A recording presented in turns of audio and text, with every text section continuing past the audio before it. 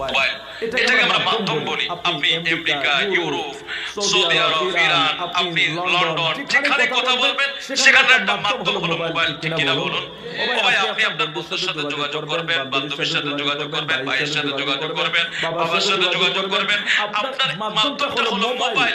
তার মানে আপনার বিশ্বস্ত, আপনার একান্ত ব্যক্তির সাথে যোগাযোগের একটা মাধ্যম আছে, সেটা হলো মোবাইল। আল্লাহকে বান্দা আমি তোরে বড় মায়া করে বানাইছি, গোটা জাতি তো আমার ইবাদত করে, ফেরেশতারা আমার ইবাদত করে, আসমান জমিন পাহাড় পর্বত সবাই আমাকে ডাকে, কিন্তু আমি মায়া করে তোদেরকে বানাইছি স্পেশালি। যত সৃষ্টি মানুষগুলা শ্রেষ্ঠ কে বলেছে? বলুন না।